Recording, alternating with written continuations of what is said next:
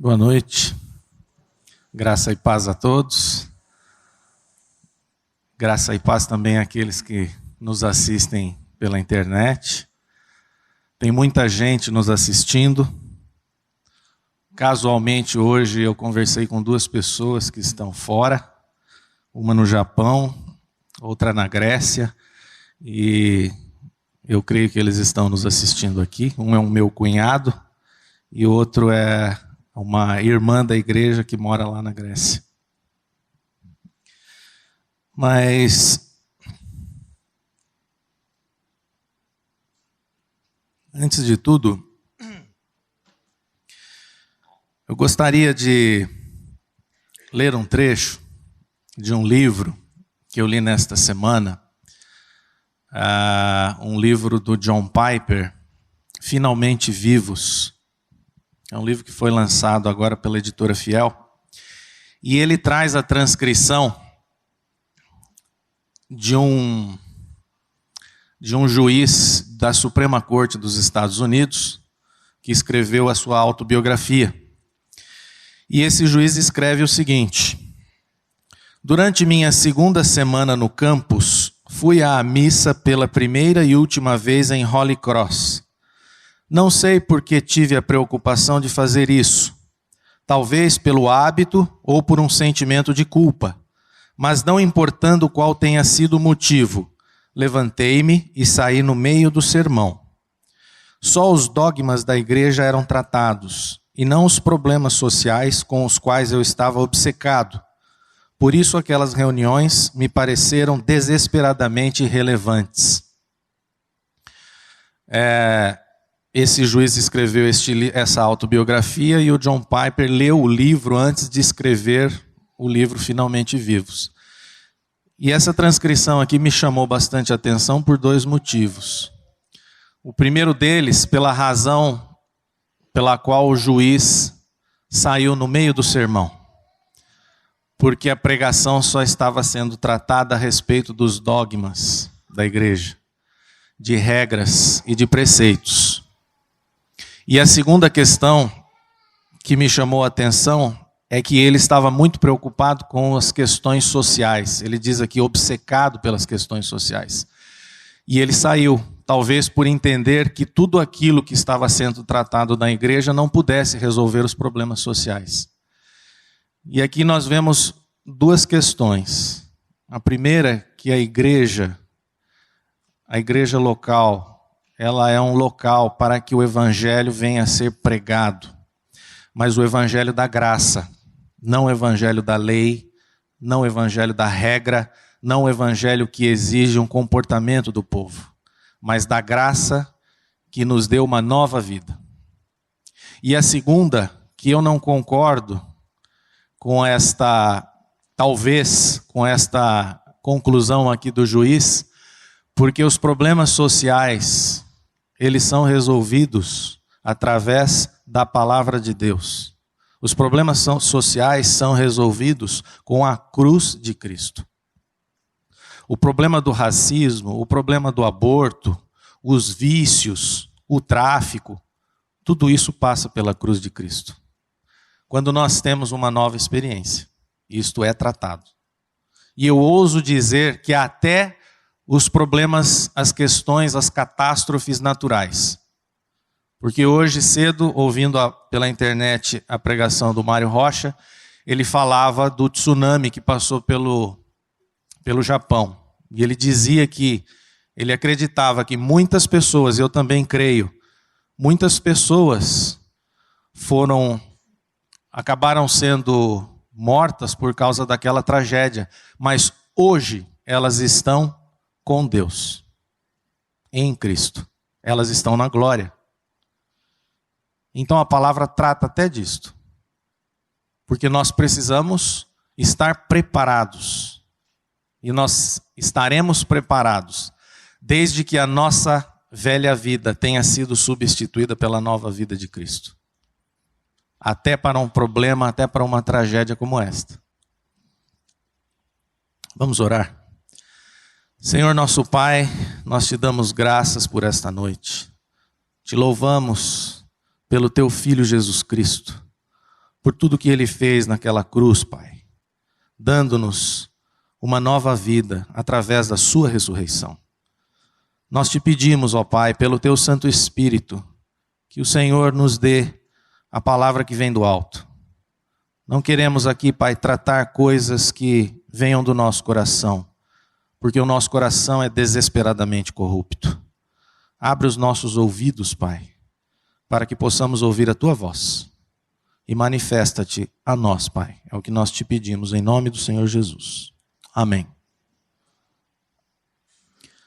A meditação de hoje, ela surgiu de uma questão que vinha já me incomodando há um certo tempo e que diz respeito à questão da nossa vida. Se nós estamos realmente vivendo uma vida plena, a vida que Deus realmente tem preparado para cada um de nós, ou se nós estamos vivendo uma vida medíocre. Porque o que Ele tem para nós é algo muito precioso. E eu tenho plena certeza de que não é uma vida medíocre. Mas a verdade é que nós, mesmo quando temos uma experiência de novo nascimento, mesmo quando confessamos que o Espírito de Deus habita em nós, a nossa vida muitas vezes não reflete aquilo que nós estamos confessando. Às vezes nós estamos vivendo uma subcategoria de vida, ou uma subvida, se é que nós podemos assim dizer. E é esta realidade que eu gostaria de tratar aqui com vocês. Por que é que nós estamos muitas vezes vivendo esta subvida? O que acontece conosco? Qual é o problema que nós enfrentamos? Se Deus tem tantas promessas maravilhosas para os seus filhos, por que é que nós não gozamos destas promessas nas nossas vidas? E insistimos em viver uma vida medíocre. Eu não estou falando aqui da questão da teologia da prosperidade, não é isto. Mas eu estou tratando aqui de questões que envolvem relacionamento, que envolvem os nossos sentimentos. E eu gostaria então de ler com vocês Romanos, capítulo 8, do versículo 14 ao versículo 17, onde o apóstolo Paulo ele vai tratar alguma coisa aqui, vai nos mostrar alguns princípios. Romanos 8, versículos 14 e 17. Pois todos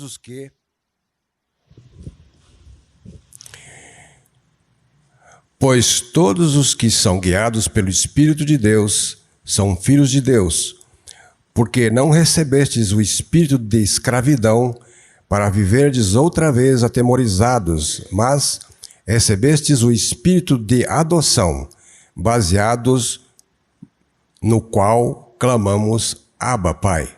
O próprio Espírito testifica com o nosso espírito que somos filhos de Deus. Ora, se somos filhos, somos também herdeiros, herdeiros de Deus e co-herdeiros com Cristo. Se com Ele sofremos, também com Ele seremos glorificados. Amém. Todos os que são guiados pelo Espírito são filhos de Deus.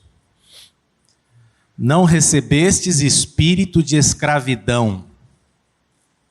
O próprio Espírito testifica com o nosso espírito que somos filhos. Muitas vezes nós não vivemos como filhos. Vivemos de qualquer outra forma, menos como filhos. Ora, se somos filhos, somos também herdeiros. Você é herdeiro de Deus. Eu sou um herdeiro de Deus. Eu sou filho, eu sou um amado de Deus. E você também. Por isso que você pode clamar, Abba, Pai. Agora, sabemos disso. e por que não temos tanta dificuldade em viver algumas verdades e algumas promessas? Às vezes nós temos o quê? Até a própria teologia correta, mas a nossa vida não reflete essa teologia. Por isso que nem sempre o fato de você ter a teologia certa o faz um verdadeiro filho de Deus. Que a palavra de Deus diz que o saber ensoberbece, mas é o amor que edifica. Então nós vamos encontrar o quê?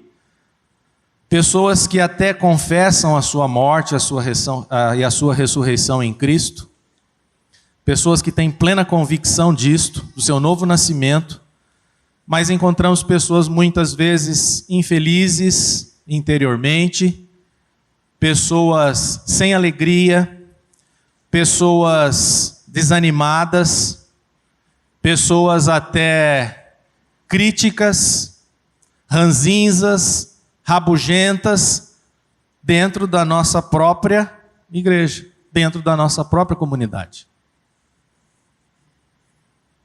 Mas não é isso que Deus projetou para nós. Então, meditando a respeito disto, nós apontamos aqui 3 aspectos, estudando o que poderia ser o motivo desta realidade triste que às vezes nós vivemos.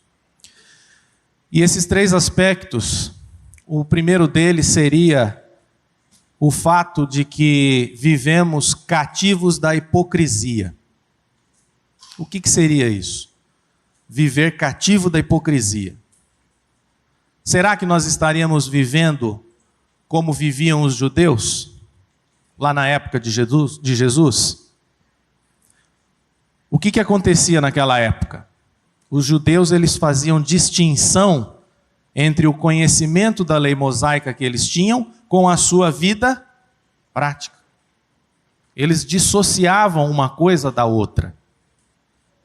Eles não conseguiram compreender que a palavra de Deus tinha algo muito precioso e que isto deveria ser vivificado nas suas vidas, deveria ser refletido nas suas vidas. Mas a grande tragédia dos judeus foi exatamente o quê? A hipocrisia. Porque eles criam numa coisa, mas faziam outra completamente diferente. E eu acredito que a hipocrisia é um mal que nós padecemos também. E isso vai nos gerar o quê? Essa tristeza muitas vezes. Por quê? Porque nós nos deparamos com uma realidade na palavra e não vivemos esta realidade, e aí então colocamos uma máscara para que os outros irmãos possam achar que nós estamos felizes, mas intimamente estamos tristes, infelizes. Esse é o mal da hipocrisia. Eu gostaria de ler com vocês Mateus capítulo 23, versículo 1 a 3. Essa foi a tragédia dos judeus. Mateus capítulo 23, versículos 1 a 3. Então falou Jesus às multidões e aos seus discípulos. Na cadeira de Moisés se assentaram os escribas e os fariseus. Fazei e guardai, pois, tudo quanto ele vos disserem. Porém, não os imiteis nas suas obras, porque dizem e não fazem. Porque dizem e não fazem. É o que Jesus disse aqui. E eu vou ler aqui rapidamente também. Lucas 12:1 diz: acautelai-vos do fermento dos fariseus, que é o quê? Qual é o fermento dos fariseus? A hipocrisia. Então o que acontece? As pessoas, o que acontecia com os judeus? Mas quando nós estivermos tratando a respeito deles, eu gostaria que você pudesse meditar nessa questão em relação a você, porque é assim que nós devemos analisar as Escrituras e ouvir a palavra de Deus. tentando identificar na palavra o que ela quer falar comigo. Nós não estamos aqui para malhar os judeus. Nós estamos aqui para aprender com eles. Então, qual que era o seu problema? Eles tinham, na liderança judaica, a doutrina ela era muito pragmática. Ela buscava o quê? A funcionalidade, o que era prático, o que funcionava. Só que isso dava margem a essa questão da hipocrisia. E eles eram muito preocupados com o quê? Com o exterior. Eles eram muito preocupados com o comportamento externo. Eles eram preocupados com as cerimônias, com a aparência das coisas. E eles deixavam de lado aquilo que era talvez o mais importante, que eram os assuntos do nosso coração. Isso ficava de lado, porque a preocupação deles era a aparência. E quem se preocupa muito com o exterior, acaba incorrendo num outro erro. Que erro? Se preocupar com a vida dos outros. Então eles eram campeões em ficar julgando as pessoas. Ele apoiava-se no fato, em 3 fatos o judeu se apoiava. Ele se apoiava no fato de que Deus havia dado a lei para ele, no fato do sinal da circuncisão e no próprio fato de que era judeu. Então ele se bastava por isto. E por isso que ele não aceitava a justificação mediante a fé em Jesus Cristo, porque ele entendia que ele já era salvo, e isto era suficiente para ele. Só que, apesar de terem todo o conhecimento da lei, apesar de terem a própria posse da lei, apesar de terem sido escolhidos o povo de Deus aqui na terra, o que é que eles fizeram? Eles crucificaram o próprio Messias. Isso não os ajudou em nada, o conhecimento da lei. Apenas os levou a uma situação de farisaísmo. Aliás, a palavra farisaísmo vem daí, dos fariseus. Eles agiam, eles criam de uma maneira, mas não agiam adequadamente. E eu gostaria agora de ler com vocês uma outra passagem que está lá em Romanos, no capítulo 2, nos versículos 17 a 21.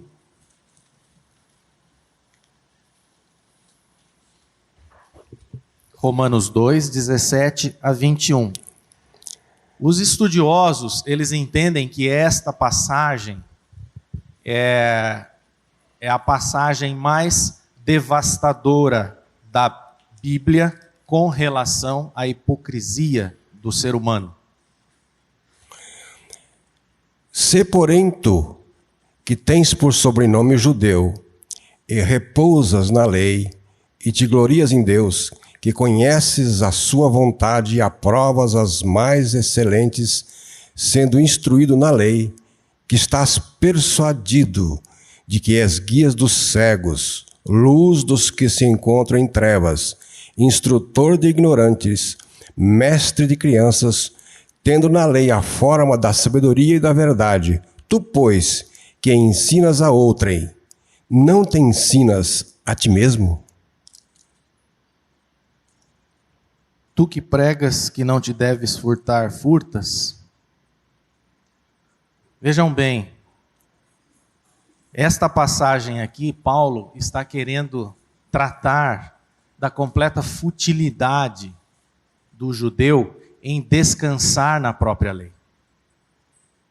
Porque isso não o ajudava em absolutamente nada. O próprio conhecimento da lei não trouxe a eles a revelação de que eles precisavam viver aquilo que eles pregavam ou naquilo que eles criam. E, na verdade, o que Paulo, em suma, quer falar aqui, tanto no final de Romanos 1 quanto no início de Romanos 2, é que Deus não faz acepção nenhuma das pessoas. Todos nós precisamos da justiça de Deus através de Jesus Cristo. E não é do conhecimento teológico. Então, o fracasso dos judeus foi exatamente este: a hipocrisia. E talvez possa estar acontecendo o mesmo conosco. Podemos estar incorrendo no mesmo erro de vivermos esta hipocrisia. E isto vai nos levar ao quê? Ao fracasso das nossas vidas. A palavra de Deus diz que, lá em Romanos 2,24, que o nome de Deus é blasfemado entre os gentios por vossa causa. O nome de Deus é blasfemado entre os gentios. Quem era o povo gentio? Eram os não-judeus. Traduzindo para hoje, talvez nós disséssemos: o nome de Deus é blasfemado por vocês evangélicos no meio do mundo secular. Por quê? Porque os evangélicos, os cristãos evangélicos, protestantes, conhecem muito da palavra, tem muita teologia, mas não tem nenhuma vivência. Muitas vezes. Então, esta é uma questão, é um problema que todos nós temos a tendência de cair. E é uma ameaça para os cristãos. Para uns é mais forte do que outros. E eu vou dizer uma coisa para vocês. As pessoas mais expostas à hipocrisia são os pregadores da palavra de Deus. E eu me incluo aqui. Essa é uma tendência de nós incorrermos nesse problema. De pregarmos uma coisa que nós não vivemos. Mas como todos nós, tanto eu como vocês, fomos chamados para pregar e proclamar o evangelho das boas novas, todos nós podemos incorrer neste vício. E o apóstolo Paulo, nessa passagem que nós lemos, de Romanos 17, até o versículo 21, na verdade Paulo não, o Dr. Martin Lloyd-Jones, ele diz o seguinte, ele identifica 3 aspectos nessa passagem, 3 características dessa passagem, em relação ao hipócrita. A primeira delas, ele diz que o hipócrita tende a ter somente um interesse geral, teórico e intelectual pela verdade. O religioso é assim, ele se preocupa apenas com o aspecto teórico e intelectual, ele não faz o quê? A aplicação prática. E quando nós queremos discutir teologia, sem nos envolvermos com a aplicação prática, nós estamos sendo hipócritas. Existem muitas pessoas que adoram discutir religião, teologia, contanto que seja apenas uma discussão intelectual. Mas isso é um erro. E é o erro que eles cometiam. E nós não devemos incorrer neste erro.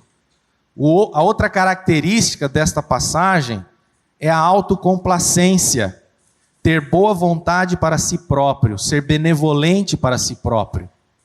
O hipócrita, ele é complacente, ele é benevolente consigo mesmo, ele está satisfeito consigo mesmo, congratulando-se consigo mesmo, nunca tendo uma consciência de alguma deficiência pessoal.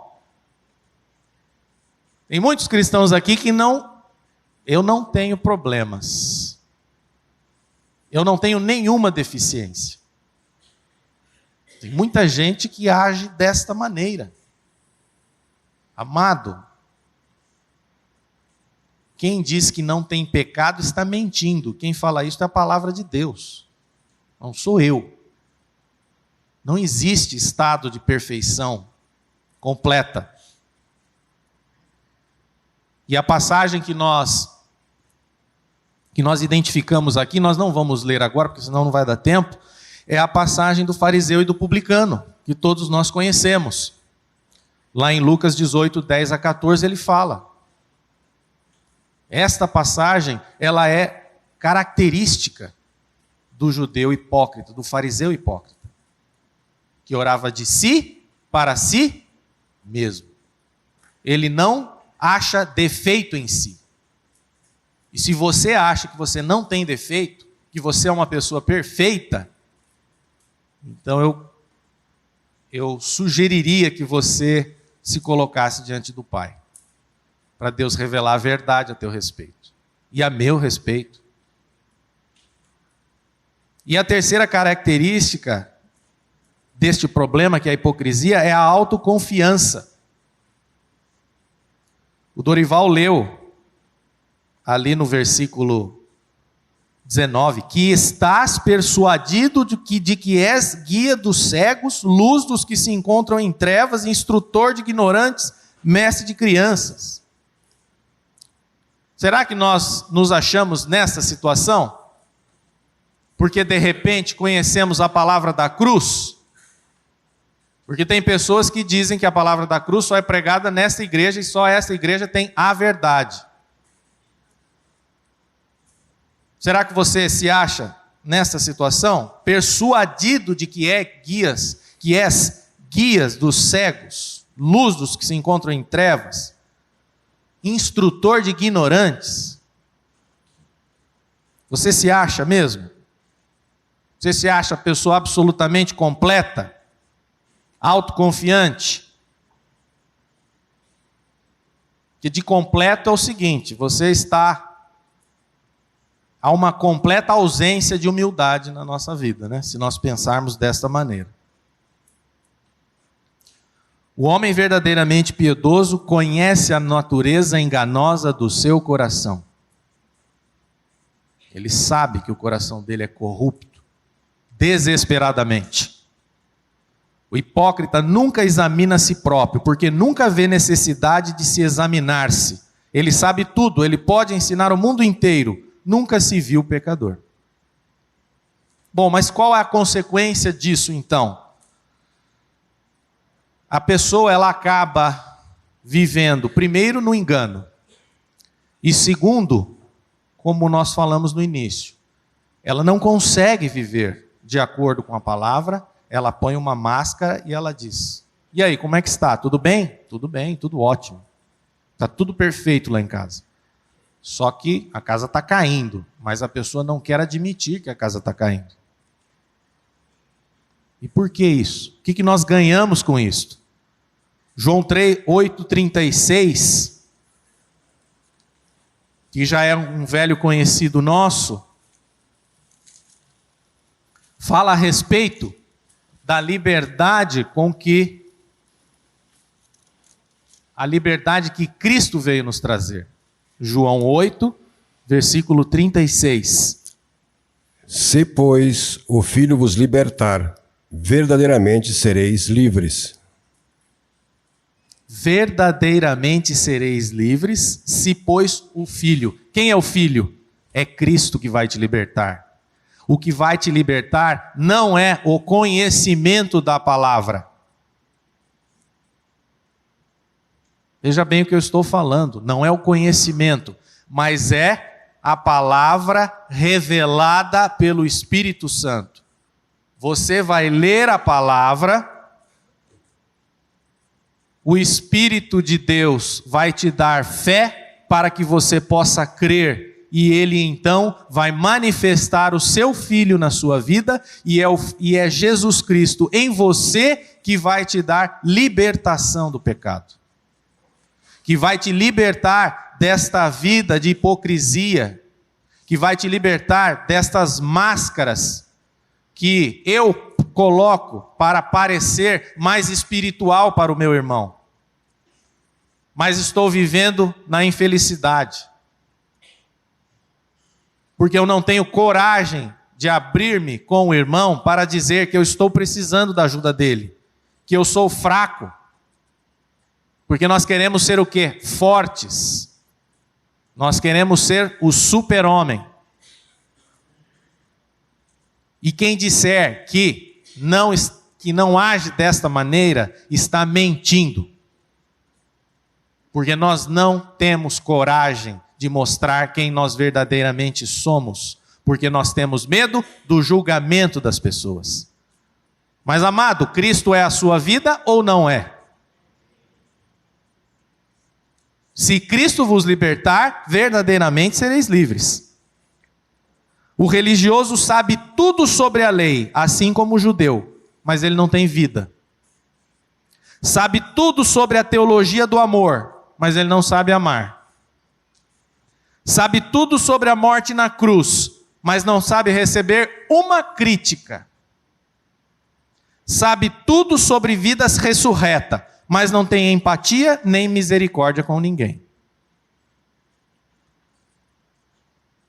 A segunda questão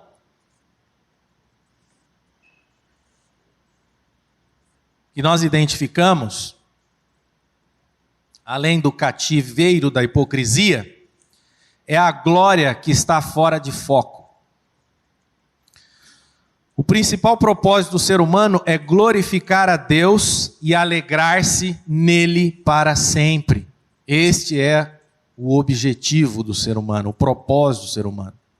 E eu gostaria de dizer que alegrar-se em Deus e glorificar a Deus são a mesma coisa. Quando você alegra-se em Deus, você está glorificando a Deus. Quando você verdadeiramente glorifica a Deus com a sua vida, você se alegra em Deus. Eu gostaria de ler com vocês 1 Coríntios, capítulo 10, os versículos 31 a 33. 1 Coríntios 10, 31 a 33.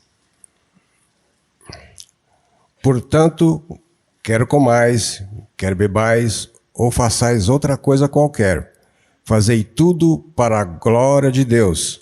Não vos torneis causa de tropeço nem para judeus, nem para gentios, nem tampouco para a igreja de Deus, assim como também eu procuro em tudo ser agradável a todos, não buscando o meu próprio interesse, mas o de muitos, para que sejam salvos. Sedes meus imitadores, como também eu sou de Cristo. Amém. Quer comais, bebais, ou façais outra coisa qualquer, fazei tudo para a glória de Deus. O apóstolo Paulo diz aqui, não buscando o meu próprio interesse, mas o de muitos, para que sejam salvos. Nós temos alguma coisa do que nos gloriar? Eu diria que não. Nós não temos absolutamente nada em nós do que nos gloriar. Toda glória é de Deus. A questão é, nós até conhecemos este fato, mas nós não cremos nisso. Nós não cremos que tudo o que há em nós, que não há nada em nós para nos gloriar. Nós não acreditamos nisso. Nós acreditamos que ainda existe alguma coisa para me gloriar. Glória a mim, louvado seja eu. Você não fala isto, mas você e eu vivemos assim muitas vezes. Subir aqui neste púlpito é motivo de muito tremor e temor. E nós ficamos realmente, eu fico, com muito temor para pregar a palavra de Deus. Só que nós precisamos discernir. Se eu estiver aqui, eu estou pregando para quem? Eu estou pregando a palavra para vocês, mas para a glória de quem? A glória de Deus. Se eu estiver aqui para buscar a minha glória, a aprovação de vocês, então eu não estarei pregando a palavra, eu estarei pregando outra coisa. Eu estarei pregando letra morta, não vida. E nós temos de agir assim, seja aqui ou seja fora daqui, em tudo que nós fizermos. Vejam que Paulo chega a minúcias, ele diz, quer comais, quer coisa mais simples do que você comer, coisa mais simples do que você beber. Você imagina outras coisas que são mais importantes do que beber e comer. Se até isso ele chama a nossa atenção, fazei tudo para a glória de Deus. Nós ainda vivemos como vivíamos nos tempos da impiedade, ou seja, para nós mesmos. Essa é a realidade. E quando vivemos assim, o ponto relevante e fundamental da nossa vida chama-se o quê? Desempenho. Porque quando nós estávamos sem Deus, ou quando o ser humano ele vive sem Deus, há uma questão só, há um ponto importante na vida dele, que se chama desempenho. Por quê? Porque é o desempenho que o motiva a crescer, que o motiva a viver. Essa é a realidade do ser humano sem Deus. Ele tem que desempenhar-se para que ele possa melhorar. É como se fosse um desportista, é como se fosse um nadador. Eu fui nadador quando era criança. Quando nós íamos para a competição, nós tínhamos 2 objetivos. Ou era para ganhar a prova, ou era para melhorar o seu tempo. Se pelo menos você melhorasse não ganhasse a prova, mas melhorasse o seu tempo, já estava excelente, porque você saía de lá vitorioso, porque você tinha sido bem sucedido e o seu desempenho teria sido bom. Mas se nós estamos buscando o nosso próprio desempenho como cristãos, é porque você então está buscando a sua própria glória nas coisas. Se você ainda busca o desempenho, se o desempenho ainda é importante na sua vida, é porque você está buscando a glória para si. E o que acontece quando você não obtém o desempenho que você esperava alcançar? Você fica frustrado, você fica triste, você fica desanimado. Agora, se a glória é sempre de Deus, meu amigo, você vai alegrar-se nele, e não no seu fracasso ou na sua vitória. Porque isso não tem a menor importância. Porque você sabe que o Espírito de Deus é que está dirigindo a sua vida, que está à sua frente e que está abrindo ou fechando portas. E por mais que algo possa parecer a derrota, você sabe e você crê que há um propósito de Deus para aquilo estar acontecendo. Então, quando nós buscamos desempenho, é porque por detrás, nós estamos buscando a glória para nós mesmos. Mas a vitória do cristão é de quem? A vitória do cristão é daquele que habita dentro do cristão.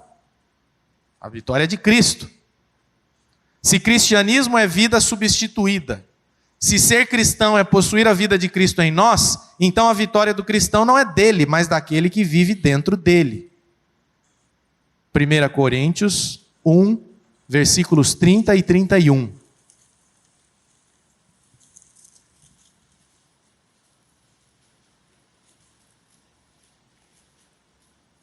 1 Coríntios 1, 30 e 31. Mas vós sois dele, em Cristo Jesus, o qual se nos tornou da parte de Deus sabedoria e justiça e santificação e redenção, para que, como está escrito, aquele que se gloria, glorie-se no Senhor.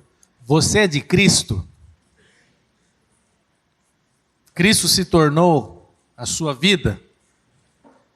Então, aquele que se gloria, glorie-se no Senhor. E se a vitória é de Cristo, então não temos do que nos gloriar, porque Cristo já conquistou tudo para nós. Quem vive uma vida de desempenho, vive buscando conquistas. Só que se Cristo é a sua vida, se a semente divina foi implantada dentro de você, tudo o que havia para ser conquistado já foi, porque você não pertence mais a este mundo e você agora é um ser celestial. Não há mais nada, materialmente falando, que necessite ser conquistado. Até porque tudo que você vier a conquistar neste mundo será para que você venha a utilizar para o reino de Deus, não para o seu deleite.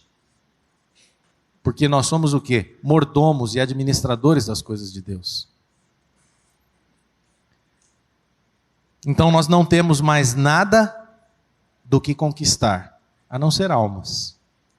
Só que quem vai fazer isto é o Espírito Santo em nós. Quando vencemos um obstáculo, isso nos dá alegria, prazer e satisfação. seja a nossa própria conquista ou a conquista do nosso time de futebol. Todavia, na vida do cristão, a conquista, o mérito não são mais nossos, mas daquele que vive dentro de nós, daquele que dirige as nossas vidas. E nós precisamos o quê? Ter a convicção de que é Ele que nos conduz em triunfo. Eu vou ler aqui rapidamente. 2 Coríntios 2,14 diz: graças, porém, a Deus, que em Cristo sempre nos conduz em triunfo e por meio de nós manifesta em todo lugar a fragrância do seu conhecimento. Quem nos conduz em triunfo é Deus. É a graça de Deus que nos conduz, é a graça de Deus que me conduz, é a graça de Deus que te conduz em triunfo. Por isso que a vitória não é tua, mas é aquele que está dentro de você. E o que nós declaramos lá em Gálatas 2,20? Logo, já não sou eu quem vive, mas Cristo vive em mim. Isto é verdade ou é apenas um assentimento intelectual? Porque todos nós já decoramos esse versículo. Agora, é realidade para você? É realidade para mim?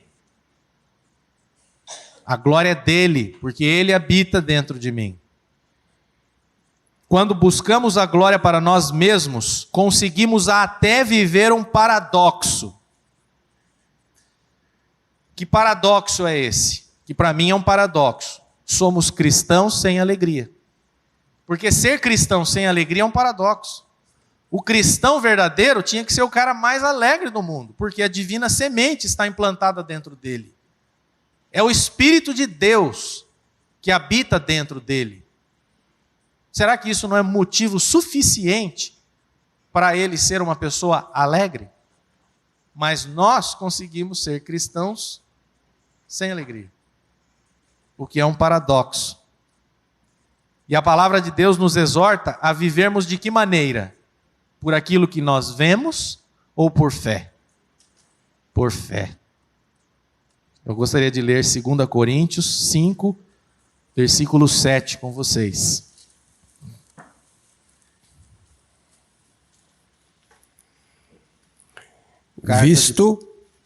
Visto que andamos por fé e não pelo que vemos. Andamos por fé e não pelo que vemos. Portanto, não vivemos mais por aquilo que nós conquistamos. Porque aquilo que você conquista é algo visível.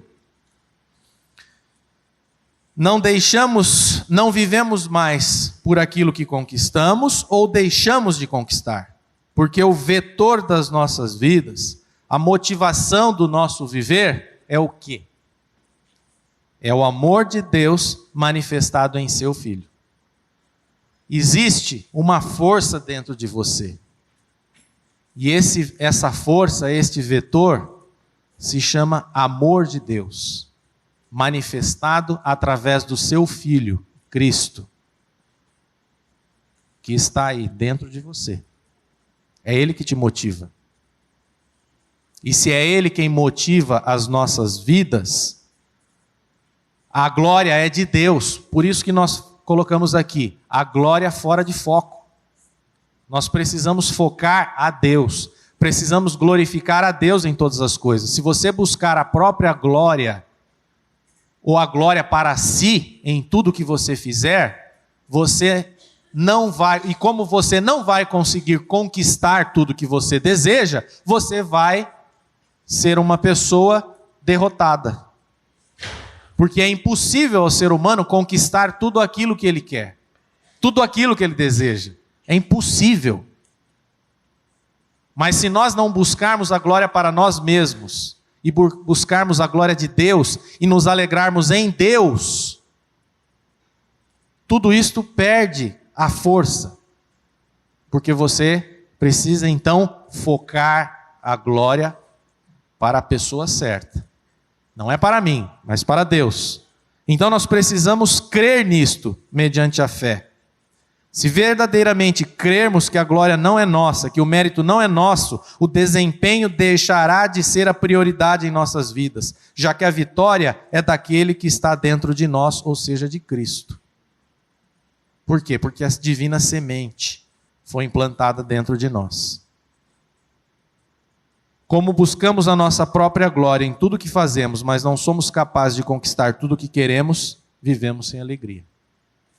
Então vocês já sabem, é a glória fora de foco. O foco tem que ser para Deus. E a terceira e última questão que nós gostaríamos de salientar aqui é a falha no entendimento da doutrina. Esta é uma outra questão que nos traz desânimo, que nos traz apatia, que nos traz cansaço. O que é esta falha no entendimento da doutrina? Nós vamos ler novamente Romanos, capítulo 8, versículos 14 a 17. Nós já lemos no início e vamos ler aqui novamente.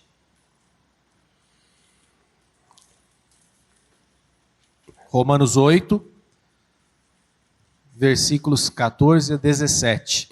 Pois todos os que são guiados pelo Espírito de Deus são filhos de Deus, porque não recebestes o espírito de escravidão, para viverdes outra vez atemorizados, mas recebestes o espírito de adoção, baseados no qual clamamos, Abba, Pai. O próprio Espírito testifica com o nosso espírito que somos filhos de Deus.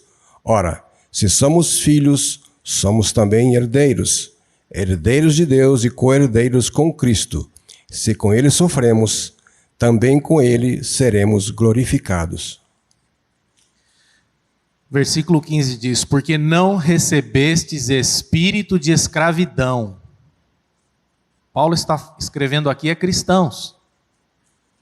Só que ele está percebendo que existem cristãos que estão vivendo com o espírito de escravidão. Então ele fala, não recebestes espírito de escravidão, para viverdes outra vez, o quê? Atemorizados. E quem vive com medo, agora eu preciso abrir aqui, eu acho que está em 1 João, vamos ver se eu acho. Primeira Epístola a João, capítulo 4,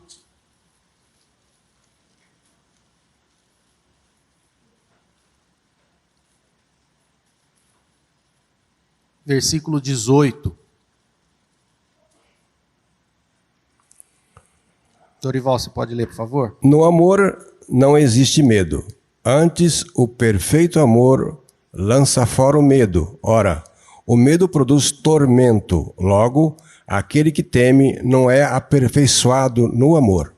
No amor não existe medo. Quando nós estamos no amor, não há medo. No verdadeiro amor. O perfeito amor lança fora o medo. O medo produz tormento. Logo, aquele que teme não é aperfeiçoado no amor. Aquele que teme não é aperfeiçoado no amor. E o que o apóstolo Paulo está dizendo aqui? Não recebestes espírito de escravidão para viverdes atemorizados. Eles não estavam vivendo em amor. Eles estavam vivendo com medo. E o amor não podia ser aperfeiçoado. Por que Paulo está fazendo esta afirmação? Porque ele estava ansioso para livrar os cristãos romanos deste espírito de desencorajamento, de medo, de desânimo, de abatimento, e que muitas vezes ameaça quem? Nós. Esse espírito de desânimo, de abatimento. E por que isso acontece? Porque muitas vezes a causa do nosso desânimo é exatamente viver a vida cristã. Num mundo de pecado que se opõe a esta vida cristã. Então você tem conhecimento do que é vida cristã e você se depara com o mundo. E esta diferença muitas vezes traz desânimo para nós. Porque nós não conseguimos viver a vida cristã. Então, alguns cristãos romanos não conseguiam, estavam desanimados, abatidos, atemorizados, não estavam vivendo em amor, não estavam permitindo que o amor fosse aperfeiçoado ou que viesse aperfeiçoá-los. O nosso grande problema é que falhamos em compreender certas verdades em relação à vida cristã. Ou seja, uma falha em entender a doutrina. E a primeira questão é que entender que necessitamos do quê para entender o que é vida cristã. A primeira coisa que você precisa é compreender que você precisa de fé. Se você não tem fé, se você não tiver fé, você não conseguirá entender o que é vida cristã. Você precisa de fé e eu também. Por quê? Porque é fácil ler as Escrituras e você ter o quê? Um assentimento intelectual a respeito daquilo que você leu. Ou seja, é fácil você ler a palavra e apenas aceitar aquela verdade como algo no seu intelecto, não como algo que venha gerar vida para você. Porque a palavra de Deus diz que a letra mata, mas o espírito vivifica. Então nós precisamos de fé para entender o que é vida cristã. Senão você vai ler o que está na palavra de Deus e aquilo vai ser apenas uma afirmação como outra qualquer, de outro livro qualquer. É muito fácil isso acontecer. Mas em relação à palavra de Deus, nós precisamos exercitar a nossa fé para compreender o que está por debaixo da letra e para que a letra venha se transformar em vida dentro de nós. Por isso que existem muitas pessoas que têm conhecimento bíblico muito grande, mas não têm vida alguma. Ou como outro dia nós estávamos numa reunião, eu não me lembro mais agora quem falou, que disse que conheceu uma pessoa que já tinha lido a Bíblia várias vezes e não acreditava em nada daquilo. 3 vezes, a Bíblia inteira. O que aconteceu? Provavelmente. A fé não gerou o quê? Vida dentro da pessoa. Quando Paulo fala sobre espírito de escravidão, está falando do perigo de se ter um espírito e uma atitude de escravos. Ele fala, porque não recebestes espírito de escravidão. Os cristãos romanos estavam vivendo como escravos, com um espírito, com uma atitude de escravo. O que estava acontecendo?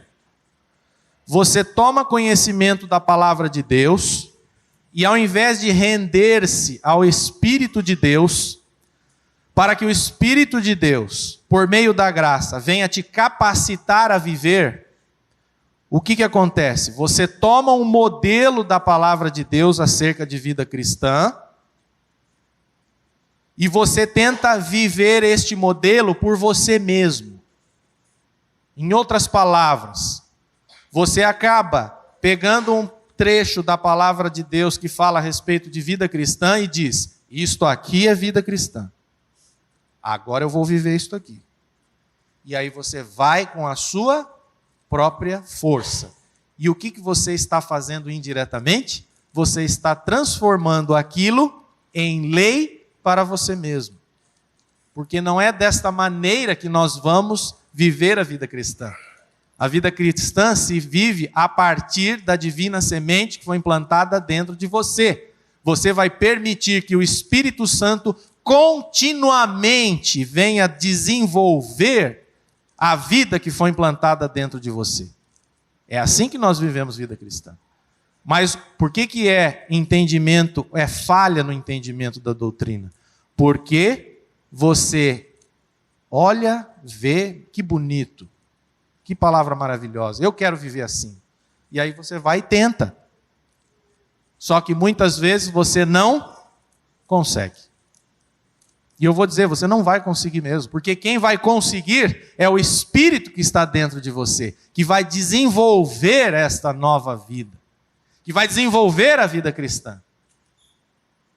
Mas os cristãos estavam vivendo o quê? Atemorizados por um espírito de escravidão. Porque o que acontece se você tentar viver a vida cristã a partir de você mesmo? Você vai até um certo ponto e depois desiste, porque você não vai aguentar, porque aquilo vai ser muito penoso para você.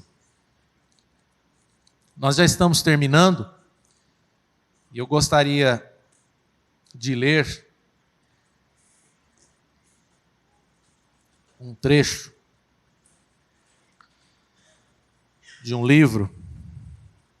O nome do livro é Depressão Espiritual, do Lloyd Jones. E ele diz o seguinte: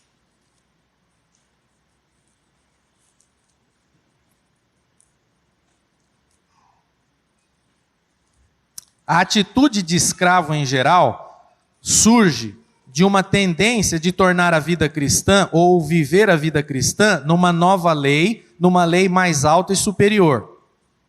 Estou pensando em pessoas que estão bem esclarecidas em seu relacionamento com a lei, os 10 mandamentos ou a lei moral, como um caminho de salvação. Viram claramente que Cristo as libertou disso e que somente Ele poderia fazer isso. Sabem que os seus próprios esforços jamais os capacitariam a cumprir a lei. Entendem que Cristo nos libertou da maldição da lei, não têm qualquer dúvida quanto à sua justificação. Entretanto, agora começam a olhar positivamente para a vida cristã, e de uma forma muito sutil, sem ter qualquer consciência disso. Tornam-na num novo tipo de lei, e como resultado caem num espírito de escravidão e de cativeiro. Pensam na vida cristã como uma grande tarefa a que têm de se empenhar e a qual devem se dedicar. Leram o Sermão do Monte e compreendem que é um retrato da vida cristã, a vida que desejam viver. Voltam-se para outros ensinamentos do Senhor registrados nos Evangelhos e veem a mesma coisa. Então, examinam as epístolas e leem aquelas instruções minuciosas dadas pelos apóstolos e dizem: essa é a vida cristã. E tendo chegado a essa conclusão, consideram-na algo que deve ser assumido e colocado em prática em suas vidas diárias. Em outras palavras, a santidade se torna uma pesada tarefa para elas e começam a planejar e a organizar suas vidas e a incluir certas disciplinas que a capacitem a prosseguir. É exatamente isso que às vezes nós fazemos. Nós começamos a colocar certas disciplinas. E ele, só mais um pequeno trecho, diz: lembro-me muito bem do caso de uma senhora, uma cristã evangélica, que tinha parado de comer carne. Ela acreditava poder demonstrar claramente que o cristão não devia comer carne, porque o animal teve que ser morto, e isso era uma violação do espírito de amor. Essa senhora havia imposto sobre si mesma uma lei. Qual era seu objetivo? Era, como ela pensava, verdadeiramente viver a vida cristã. Ela levava o cristianismo muito a sério, era uma cristã evangélica, não tinha dúvidas quanto à justificação pela fé, mas inconscientemente estava tornando a vida cristã uma nova lei que tinha imposta sobre si mesma. Será que nós não estamos impondo sobre nós mesmos uma nova lei para tentarmos viver a vida cristã que aprendemos com as Escrituras a partir de nós mesmos, dos nossos próprios esforços? Por isso que eu vejo alguns pastores aqui no púlpito falando com muita ênfase e com muito vigor que santificação não é através do nosso muque. Santificação é através do Espírito Santo. É Ele quem vai te sustentar, é Ele quem vai te dirigir e é Ele que continuamente vai desenvolver a vida dentro de você e dentro de mim. É isto. Então, estas são questões que vão trazendo o quê? Que vão trazendo desânimo nas nossas vidas. Quando nós não glorificamos a quem devemos, ou seja, quando não glorificamos a Deus, quando estamos buscando a glória das coisas para nós mesmos. Quando nos tornamos cativos da hipocrisia, agindo como se fôssemos judeus, preocupados apenas com as questões externas e não com as questões do coração. E também quando não compreendemos a verdadeira doutrina. Quando não entendemos que vida cristã se vive a partir da manifestação do Espírito de Deus em nós, da manifestação de Cristo dentro de nós. Aí nós vivemos o quê? Num completo desânimo, angústia, falta de alegria e aquele paradoxo que falávamos, crente sem alegria, como se isso fosse possível. Mas é a realidade. Só que nós não fomos chamados para vivermos desta maneira. O resultado desta vida de escravidão são pessoas desanimadas e sobrecarregadas pelo próprio peso da lei que criam sobre elas. Não crie mais nada, porque tudo já foi criado. Deus já providenciou tudo. Deus providenciou em Cristo, na cruz do Calvário, que a sua natureza fosse aniquilada. E através da ressurreição de Cristo, Deus providenciou que a vida dele fosse implantada dentro de você, para que a partir desta nova vida, para que a partir de Cristo, que agora é a sua vida, você possa viver o que é vida cristã. Isto já foi feito há 2000 anos atrás. Basta apenas que você creia. Basta apenas que você se renda. Aliás, são duas coisas: rendição e fé. Sem a rendição e sem a fé é impossível nós vivermos de fato a vida cristã que Deus projetou para os seus filhos, os seus herdeiros. Renda-se. Pare de ficar... uma expressão me veio há um tempo atrás, fazendo um checklist na sua mente, um checklist mental do que você precisa fazer, do que você precisa cumprir, da onde você precisa chegar. Pare pelo menos uma vez. E eu desafio a você a tentar fazer isso.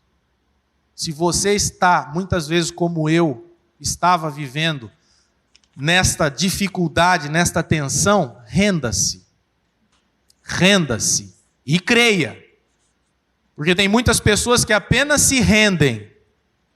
Rendição completa sem fé é preguiça. E não é isso que Deus quer para nós.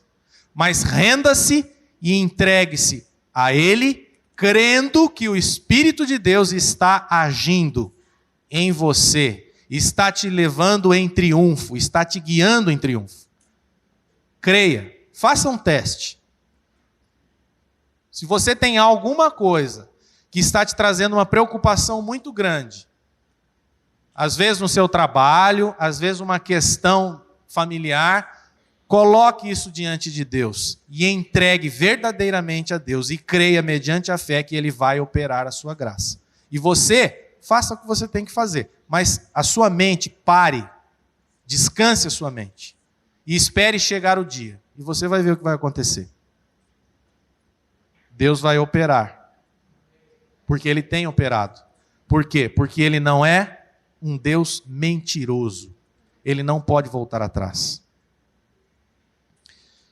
E nós já passamos do tempo, mas eu gostaria só de ler uma última passagem e nós encerramos por aqui.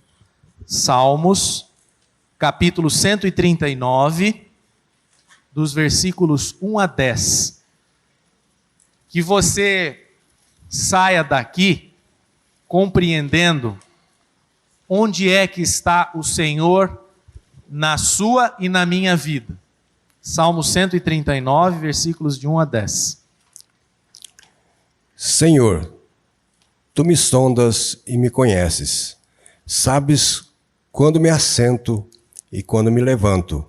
De longe penetras os meus pensamentos, esquadrinhas o meu andar, e meu deitar, e conhece todos os meus caminhos. Ainda a palavra me não chegou à língua, tu, Senhor, já a conheces toda. Tu me cercas por trás e por diante, e sobre mim pões a mão. Tal conhecimento é maravilhoso demais para mim.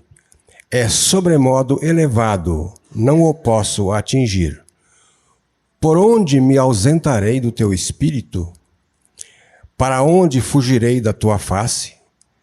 Se subo aos céus, lá estás. Se faço a minha cama no mais profundo abismo, lá estás também. Se tomo as asas da alvorada e me detenho nos confins dos mares, ainda lá me haverá de guiar a tua mão e a tua destra me susterá. Amém.